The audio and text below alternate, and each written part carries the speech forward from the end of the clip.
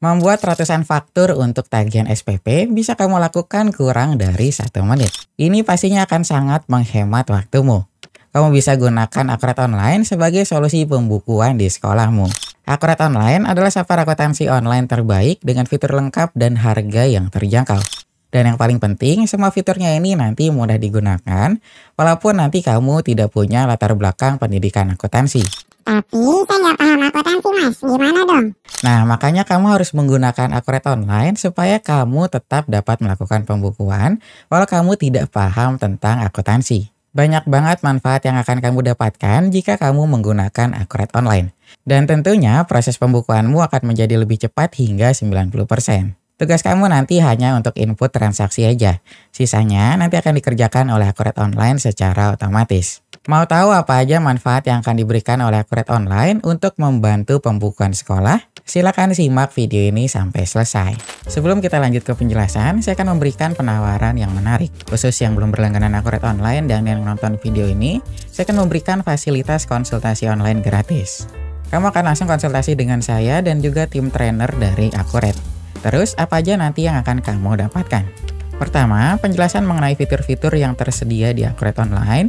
Kedua, simulasi penerapan Akuret Online sesuai dengan kebutuhanmu. Ketiga, menyelesaikan kendala yang terjadi pada pembukuanmu sebelumnya. Dengan begini, kamu bisa lebih paham tentang Akuret Online tanpa harus mengeluarkan biaya tambahan. Cara daftarnya nanti gampang banget. Nanti kamu tinggal klik aja link yang ada di kolom deskripsi.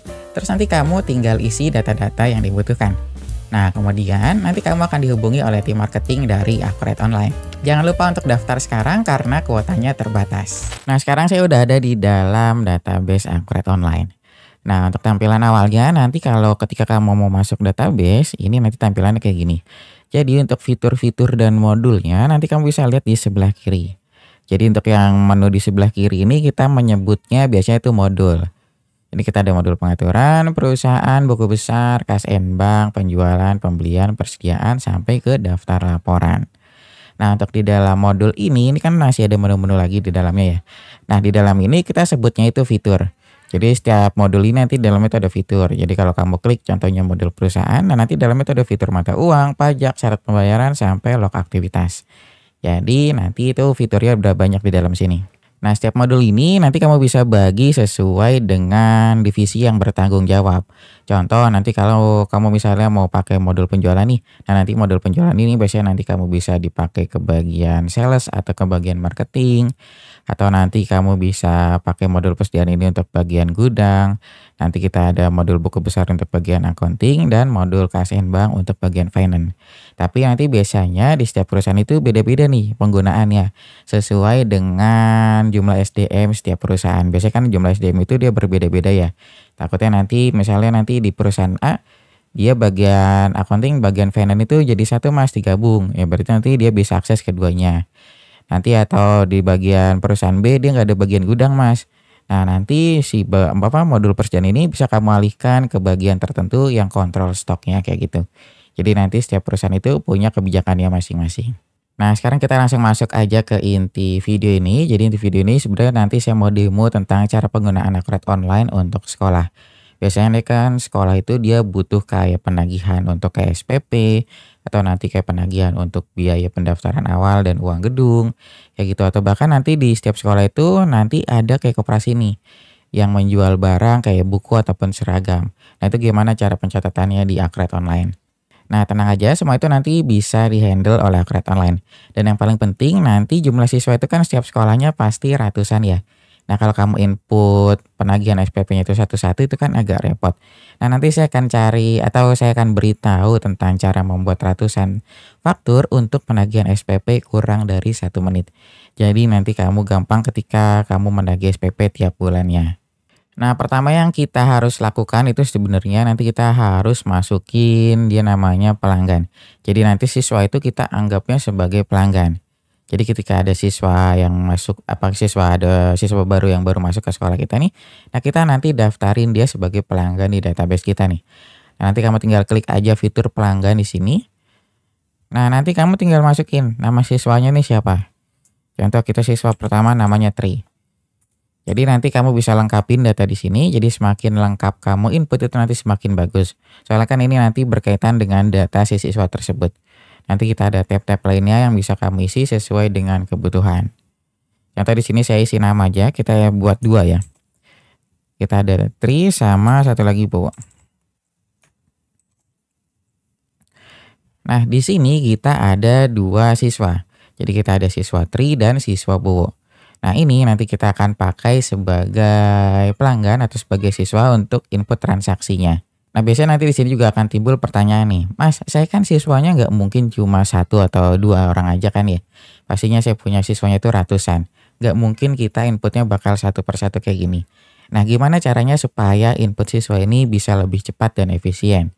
Nah, tenang aja, jadi si pelanggan ini nanti termasuk sebagai master data di Akret Online. Nah, master data itu nanti kita bisa inputnya lewat import dari Excel. Jadi kamu nggak perlu input satu-satu kayak gini. Kalau kamu datanya banyak kan itu agak repot juga kan ya, kalau input satu persatu. Makanya untuk master data itu kita bisa import via Excel. Nanti kita pilih ada pilihan untuk import data, kita tinggal klik aja import dari Excel. Nah, nanti di sini ada contoh file yang bisa kamu download, kemudian nanti ada penjelasan di dalamnya. Jadi nanti data siswa kamu tinggal copy paste aja ke contoh file tersebut, baru nanti kamu unggah ke Akret Online. Kayak gitu. Nah, selain daftar pelanggan, nanti kamu juga bisa masukin ke daftar pemasok juga di sini. Ini nanti bisa kamu import juga, terus nanti kamu bisa masukin akun perkiraan. Kemudian kita ada daftar barang dan jasa, dan yang terakhir nanti kita ada daftar aset tetap. Nah, kelimaan data ini adalah master data yang dibutuhkan oleh Akret Online. Jadi nanti master data ini kamu bisa import lewat Excel ke dalam Akret Online. Kayak gitu. Jadi nanti kamu nggak perlu khawatir kalau data kamu udah banyak. Nah, sekarang kita lanjut lagi. Ini kita udah input data siswa nih. Kita punya Bowo dan Tri.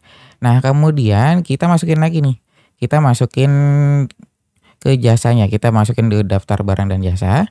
Ini kita nanti buat 3. Jadi nanti kita buat untuk tagihan SPP. Terus nanti kita buat uang gedung. Kemudian yang terakhir kita ada biaya pendaftaran awal. Kayak gitu. Jadi nanti kita bikin 3 jasa. Kita bikin 3 item. Nah, pertama kita masukin dulu biaya SPP, kita namain di sini. Nah, kategori barang ya nanti kamu bisa buat. Kamu mau digabungin aja jadi satu di umum atau kamu mau pisah.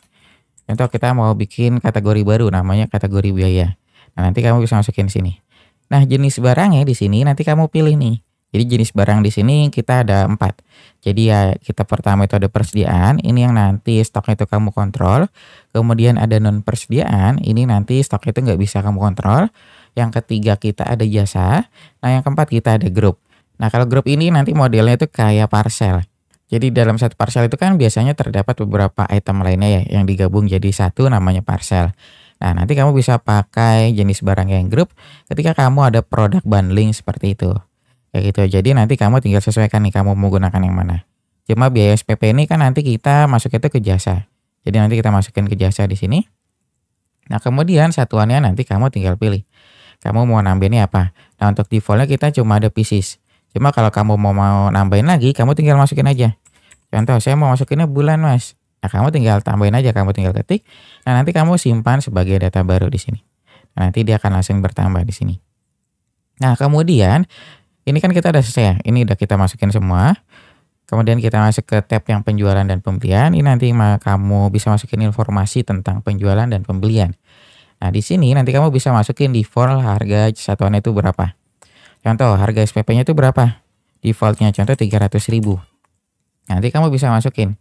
Tapi nanti ketika kamu input di sini, fungsinya itu ketika kamu mau input transaksi, kan nanti kamu ditanya nih, kamu mau ambil itemnya itu yang mana? Nah, ketika kamu klik, nanti akan langsung muncul harganya 300.000. Tapi nanti masih kamu bisa edit lagi. Jadi dia memudahkan kalau misalnya ada staff kamu nih yang nggak hafal atau nggak paham tentang biaya-biayanya. Nah, ketika kamu input itemnya nanti akan langsung muncul harganya, harga defaultnya. Tapi untuk harga itu nanti masih bisa kamu edit lagi ketika kamu input transaksi. Atau kamu bisa kosongin. Ini juga nggak masalah. Jadi nanti kamu tinggal sesuaikan aja. Cuma nanti saya di sini mau masukin harganya aja di sini. Nah, terus nanti kamu bisa masukin PPN dan PPh juga di sini. Nanti kamu tinggal sesuaikan. Nah, kemudian di tab yang selanjutnya kita ada tab akun. Jadi di sini nanti adalah akun perkiraan yang berkaitan untuk transaksi ketika kamu melakukan input penjualan atau pembelian juga sama dia. Nah, di sini nanti kamu masukin nih, ketika kamu input dia input transaksi, nanti beban itu masuk kemana, terus nanti kalau ada penjualan itu masuknya kemana, terus nanti kalau diskon dia masuknya kemana, kayak gitu. Jadi nanti kamu tinggal sesuaikan. Nah, biasanya di sini dia ada perubahan. Jadi di bagian akun perkiraan penjualan ini kan dia baru masuknya itu ke bagian akun perkiraan penjualan aja. Nah, biasanya ada beberapa sekolah yang minta dipisah supaya nanti di laporannya itu lebih detail. Jadi nanti biasanya kan si sekolah tuh pengen ngeliat nih, dia berapa sih pendapatan dari SPP, terus nanti berapa sih pendapatan dari uang gedung, terus nanti berapa sih pendapatan dari biaya pendaftaran. Nah, itu kan nanti kita perlu kayak nanti tambahan untuk akun perkiraannya ya. Nah, nanti di sini biasanya nanti diubah nih. Jadi nanti si sekolah itu akan nambah akun perkiraannya, terus nanti ditambahin di sini sesuai dengan itemnya. Contoh ini kan kita lagi input biaya SPP nih. Nah, nanti kita masukin di sini pendapatan untuk biaya SPP. Ya gitu. Nah, di sini kan kita masih kosong. Otomatis nanti kita harus nambahin dulu di sini. Ini saya contohin juga sebagai untuk nambahin akun perkiraannya supaya nanti kamu bisa praktek juga langsung. Ini kita lihat dulu nih. Kita cek di akun pendapatan. Nah, akun pendapatan di sini dia baru ada penjualan, pendapatan jasa, retur, dan diskon penjualan aja. Nah, sekarang kita tambahin lagi. Kita masukin pendapatan. Kita masukin pendapatan operasional sebagai akun induknya. Nah, kita namain di sini pendapatan biaya SPP kan tadi ya. Kita tambahin di sini. Terus kita simpan. Ini nanti akan langsung bertambah di sini pendapatan biaya SPP. Kemudian kita tambahin lagi. Kita kan pendapatan. Kita buat lagi pendapatan uang gedung.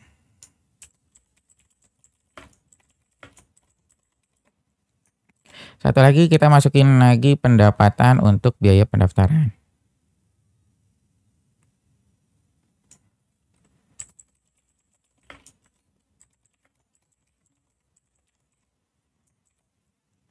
Nah, ini kita udah punya ada 3 akun tambahan.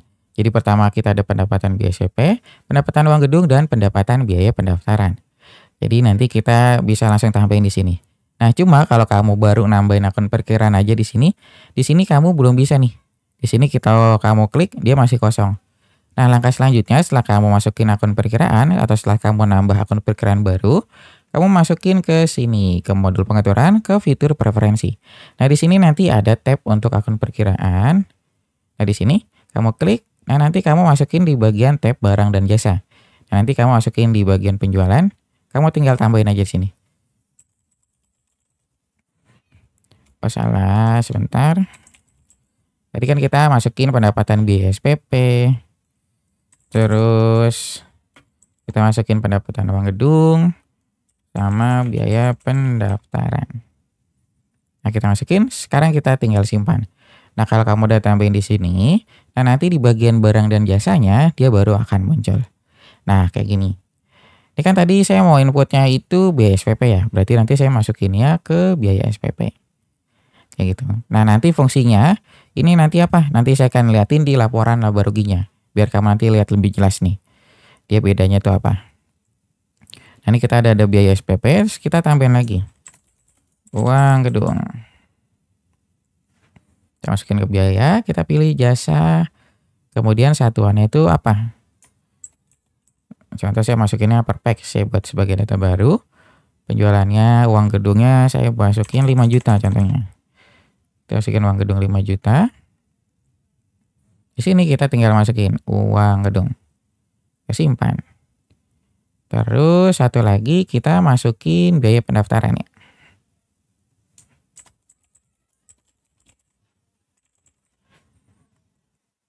Masukin lagi ke biaya, ini jasa. Satunya kita pakai yang per pack saja lagi. Biaya pendaftarannya berapa? Contoh biaya pendaftarannya 7 juta.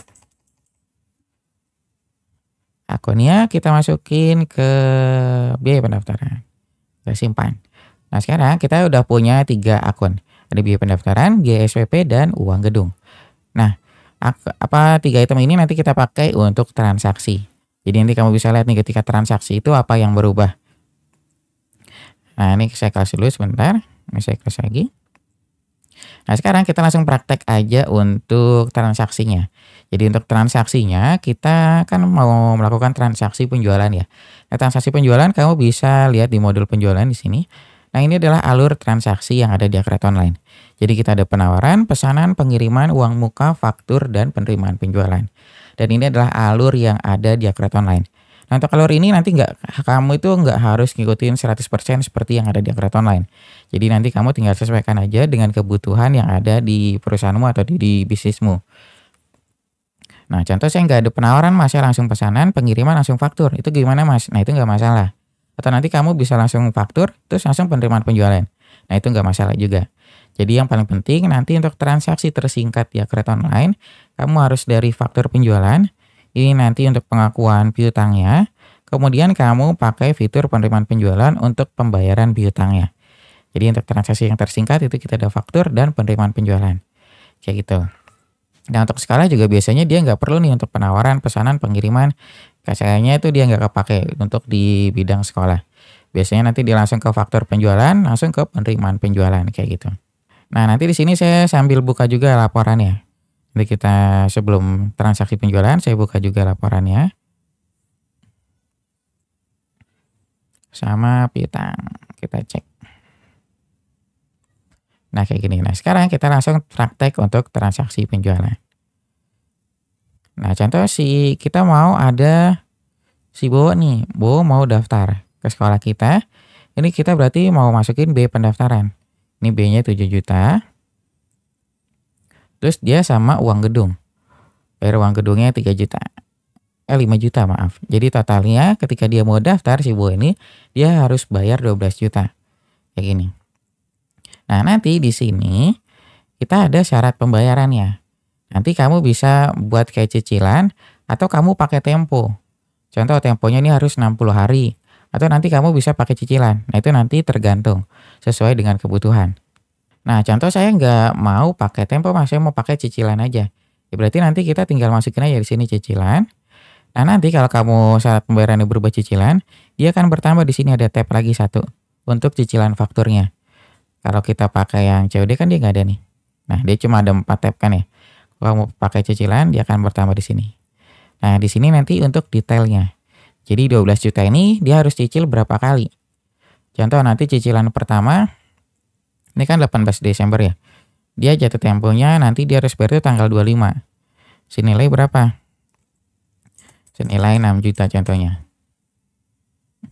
Nah, nanti yang 6 juta lagi dia harus bayarnya tanggal berapa? Contoh dia harus bayar tanggal 31. Dia harus bayar 6 juta lagi. Ya gitu. Nah, kita lanjut. Nah, terus kita tinggal simpan di sini. Nah, ini udah berhasil. Nah, kalau kita cek di bagian faktur belum lunasnya, di bagian piutangnya, nah nanti kelihatan. Oh, ternyata si Bowo ini dia ada piutang nih. Tanggal transaksinya itu tanggal 18 Desember. Dengan total piutangnya itu dia 12 juta. Kayak gitu. Nah, nanti kelihatan. Nah, terus nanti di faktur penjualannya, ini kan dia cicilan ya.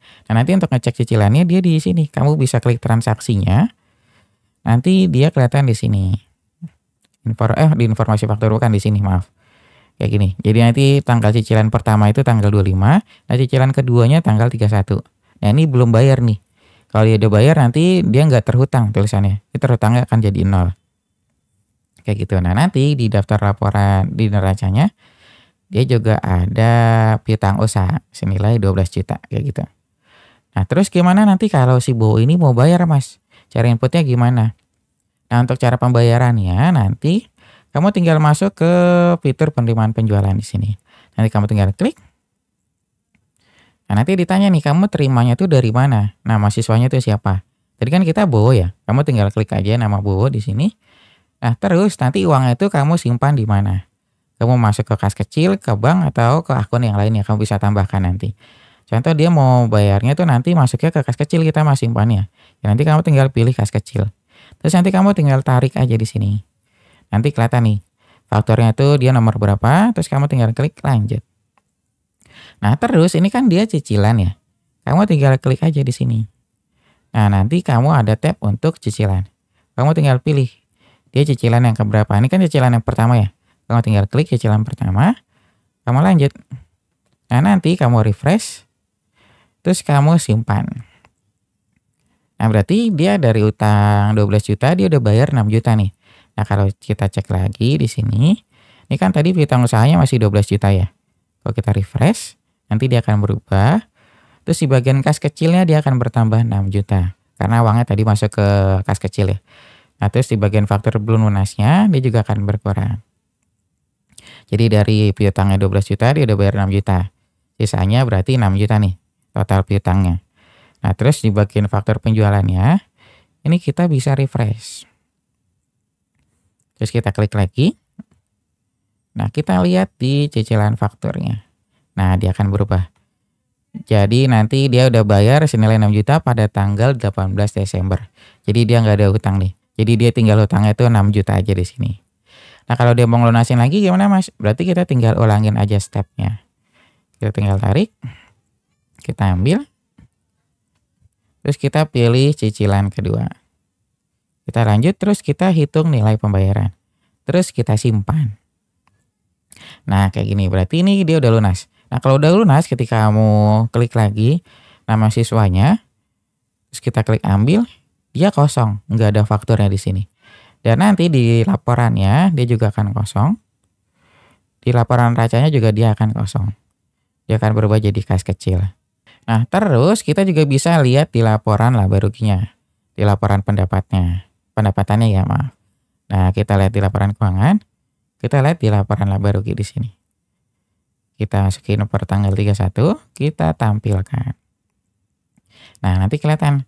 Oh, kita ada pendapatan uang gedung nih senilai 5 juta. Terus kita juga ada pendapatan untuk biaya pendaftarannya senilai 7 juta. Nah, ini yang tadi saya kasih tahu. Makanya kita mendingan itu akun perkiraannya kita pisahin antara pendapatan uang gedung, SPP, dan biaya pendaftaran. Supaya nanti lebih detail di laporannya. Jadi kamu bisa ngeliat juga nih, oh ternyata saya ada pendapatan dari SPP ini sekian.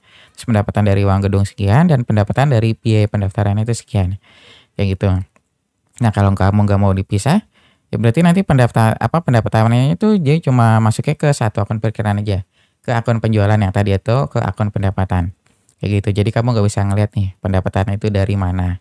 Nah, paling nanti perbedaannya di situ. Jadi kamu tinggal sesuaikan aja dengan kebutuhan. Kamu bisa pisah atau kamu bisa gabung jadi satu.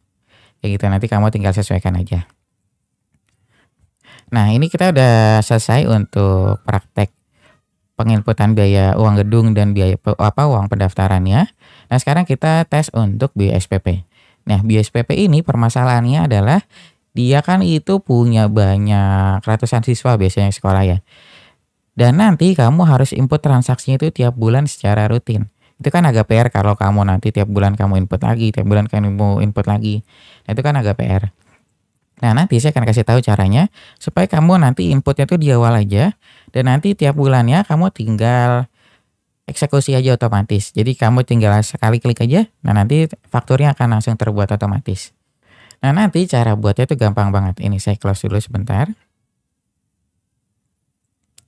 Nah, kita langsung masuk ke faktur penjualan di sini. Nah, nanti kamu tinggal pilih nama siswanya itu dari mana. Nah, terus kita tinggal pilih nih nama itemnya. Jadi kan kita mau contoh prakteknya BSPP ya. Nah, BSPP kita masukin. Nah, nanti kita masukin nih. BSPP itu tanggal berapa kita mau tagihnya. Contoh, kita mau tagihnya setiap tanggal 10, Mas. Bisa nggak? Nah, berarti kamu masukin tanggalnya tanggal 10 di sini. Kalau kamu mau tanggal 1 ya kamu masukin tanggal 1 dari sini.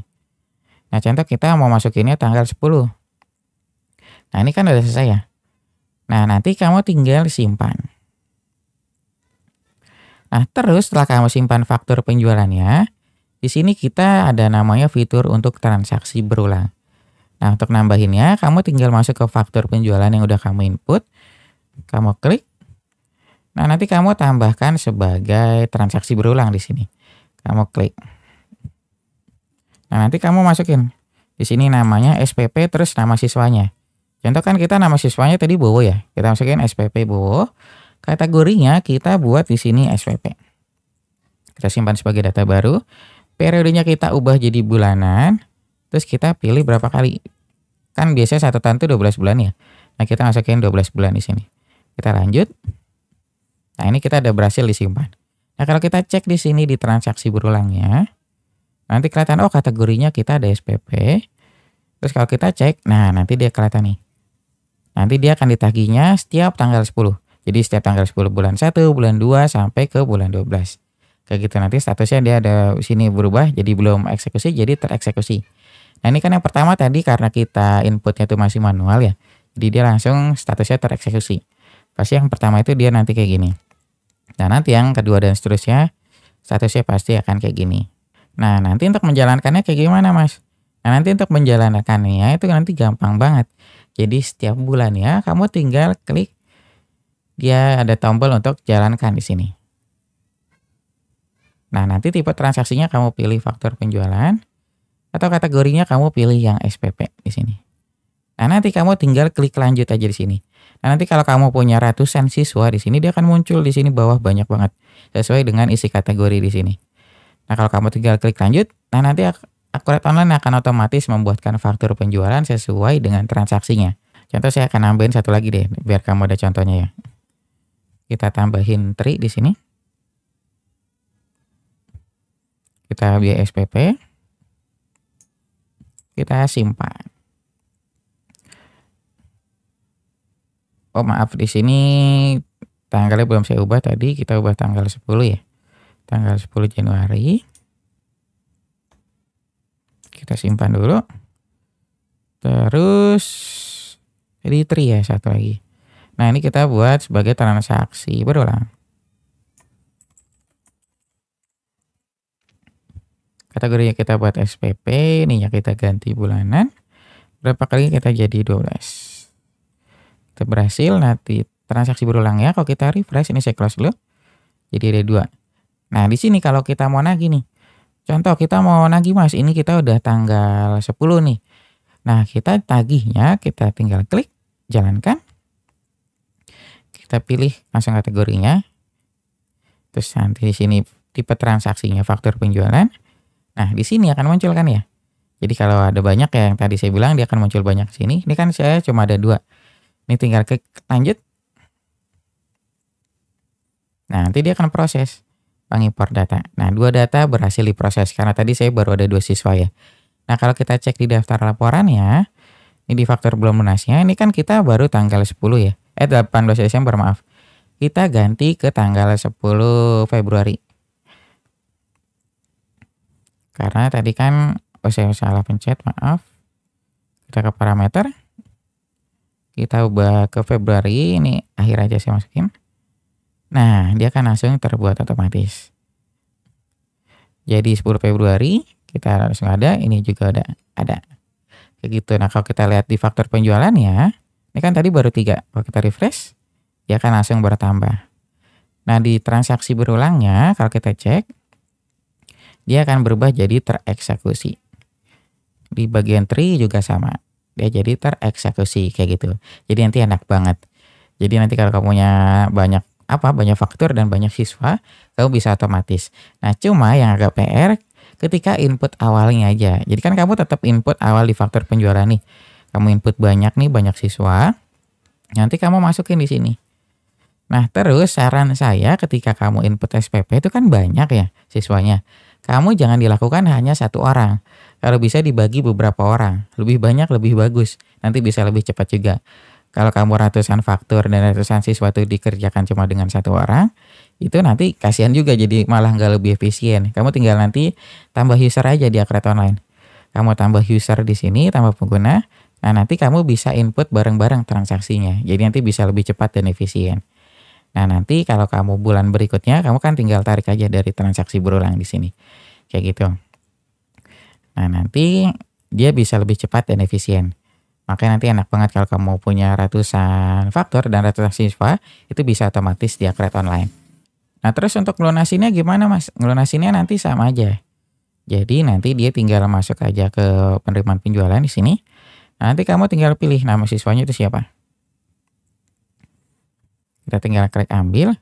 Contoh dia mau langsung bayar 2 bulan nih. Kamu tinggal klik lanjut. Kamu hitung nilai pembayaran, kamu simpan. Nah, terus si tri juga, oh maaf, ini tanggalnya dia masih lebih kecil. Soalnya kan tadi kita tanggalnya itu 10 Februari sebenarnya ya. Yang ini nih. Nah, kita masukinnya contohnya tanggal 20 deh, kita masukin 20 Februari, kita simpan. Baru dia berhasil. Nah, kita tambah lagi. Tadi kan kita masukinnya si Bowo ya. Nah, si Tri juga mau bayar. Tinggal tarik. Masuk kas-kas kecil, kita tinggal ambil. Masukin tanggalnya kita ubah dulu. Tanggal 20 juga contohnya, hitung nilai pembayaran. Kita simpan. Itu nanti di laporannya kita refresh. Dia akan berubah jadi 0. Terus di laporan laba ruginya, ini dia belum ada karena kan kita per Desember ya. Nah, kita masukinnya itu di bulan depan parameternya. Kita per Februari contohnya kita masukin semua. Nah, nanti kelihatan. Oh, ternyata kita ada pendapatan SPP. Kalau kita mau ngeliat Januari aja gimana, Mas? Ya berarti kita nanti tinggal ubah aja di sini. 1 Januari sampai 31 Januari. Nah, nanti kelihatan. Oh, ternyata kita di bulan Januari cuma ada pendapatan SPP aja 600.000. Terus kalau kamu pengen lihat Februari berarti nanti kamu tinggal ubah aja di sini. Kayak gitu. Nah, terus nanti di laporan racanya juga kelihatan. Nah, ini kan kita baru per Desember ya. Kita mau masukinnya per Februari contohnya. Kita tinggal ganti. Nah, nanti kelihatan. Jadi kas kecil kita akan bertambah. Jadi 13.200.000 di sini. Jadi nanti enak banget semuanya otomatis. Jadi transaksinya juga mudah. Terus nanti kita efisien juga karena kita bisa kolaborasi dengan user lain. Terus nanti yang enaknya laporan keuangannya juga otomatis. Jadi nanti kamu nggak perlu repot, kamu udah ngurusin transaksi, terus kamu ngurusin lagi laporan keuangan, itu kamu udah nggak perlu lagi kayak gitu. Jadi kamu makanya saya saranin untuk menggunakan Acrobat Online supaya nanti semuanya lebih cepat dan efisien. Nah, ini kita udah selesai untuk transaksi, tadi kan kita udah contohnya itu transaksi untuk uang gedung sama untuk biaya SPP ya. Nah, kalau kita ada koperasi gimana, Mas? Kita kayak ada jual seragam dan jual buku contohnya. Nah, nanti kita tambahin lagi berarti. Kita tambahin item ya dulu di sini, kamu masukin nih. Kamu mau jualnya itu apa? Kita contohnya mau jual seragam. Kita contohnya mau jual seragam. Terus kita kategorinya buat seragam. Jenis barangnya kita persediaan karena kita stok kontrol stoknya ya. Kita masukin ke pieces. Nah, harga jualnya kita berapa seragam? Contoh 100.000. Nah gitu kita tinggal akunnya ya. Akunnya kita masuknya ke penjualan aja. Biar nanti kita lihat bedanya. Kita simpan. Nah, nanti kalau kamu ada buku, kamu tinggal tambahin lagi ya buku di sini. Ini saya contohnya seragam aja 1. Nanti dia akan nambah di sini seragam. Nah, terus untuk nambah stoknya gimana, Mas? Nah, untuk nambah stoknya kan berarti kita harus beli dulu nih ke suppliernya kan ya, ke pemasoknya. Untuk belinya nanti kita ada di modul pembelian. Untuk alurnya kita ada pesanan, penerimaan, faktur sampai ke pembayaran. Nah, ini sama nanti kayak di transaksi penjualan. Kamu nggak harus ngikutin 100% kayak gini. Jadi kamu tinggal sesuaikan aja. Nah, contoh nanti kita langsung ke faktur aja, Mas. Kamu tinggal klik aja faktur. Nah, nanti nama pemasoknya kita siapa? Pemasok belinya. Kita kan belum ada nih nama pemasoknya. Kita masukin aja pemasok A contohnya. Kita mau beli seragam. Nah, nanti kita belinya berapa pieces? Kita mau beli 100 pieces, Mas. Nah, harganya berapa? Harganya 100.000 contohnya. Oh, maaf. Harganya di sini. Kita simpan. Terus nilai nomor invoice ya kita masukin juga nih. Ini invoice yang kita dapat dari supplier. Kita tinggal simpan. Nah, nanti di sini juga kita ada laporan tambahan. Ini kan tadi piutang ya. Kita ada laporan utangnya juga. Nah, nanti kelihatan. Oh, ternyata kita ada utang ke pemasok A sebanyak 10 juta. Nah, kalau kita mau ngelunasin, ya nanti kita tinggal tambahin aja di sini. Masukinnya tuh ke pembayaran pembelian, maaf. Nah, kita masukin, kita tarik.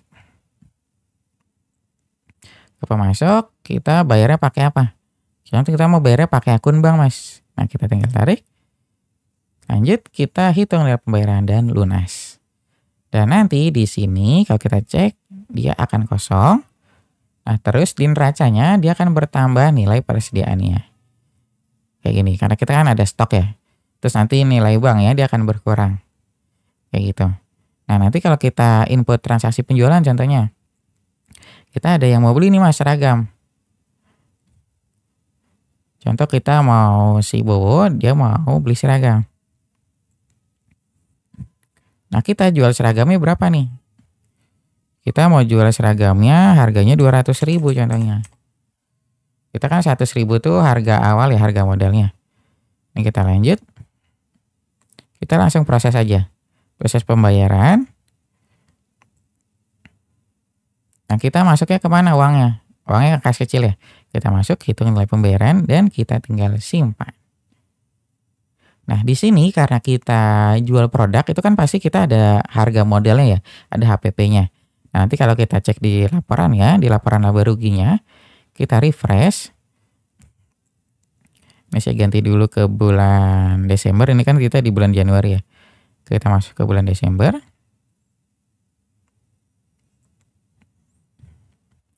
Nah, di sini. Jadi dia ada HPP-nya itu 100.000, terus kita ada pendapatannya itu 200.000. Penjualannya kan kita pendapatannya 200.000 ya. Cuma ternyata kita ada harga modalnya nih 100.000. Kayak gitu. Berarti nanti dari 200.000 ini dipotong 100.000. Berarti kita ada untung 100.000. Kayak gitu. Nah, di sini karena dia belum ada biaya operasional, ini masih kosong nih di sini. Nah, nanti kalau dia ada biaya operasional, dia akan mengurangi keuntungan dari sekolah kita. Kayak gitu. Nah, sekarang kita langsung praktek aja untuk biaya operasional biar kamu lebih jelas juga. Untuk biaya operasionalnya nanti kamu tinggal masukin di modul sini. KSN Bank fitur pembayaran. Nah, nanti kamu ditanya nih, kamu bayarnya pakai akun apa? Contoh kita mau bayarnya pakai kas kecil aja, Mas. Sini. Nah, kita mau bayar apa? Kita mau bayar listrik contohnya. Listriknya berapa? 500.000. Kita lanjut. Terus selain listrik kita mau bayar apa lagi? Nah, selain listrik kita juga bisa bayar yang lainnya. Contoh kita mau bayar beban PAM nih contohnya. Beban PAM-nya 200.000. Terus kita masukin beban apa lagi? Kita masukin ke beban telekomunikasi. 1 juta contohnya. Nah, terus kita tinggal simpan aja. Nah, nanti di laporan ya, laporan laba ruginya dia akan langsung bertambah. Jadi dari kita pendapatannya ini 12 juta, terus kita ada HPP beban pokok penjualan itu 100.000, jadi kita ada laba kotor 12.100.000. Nah, terus kita masih dipotong lagi dengan beban operasional. Beban operasional itu 1.700.000. Berarti kita masih punya pendapatan operasional itu 10.400.000.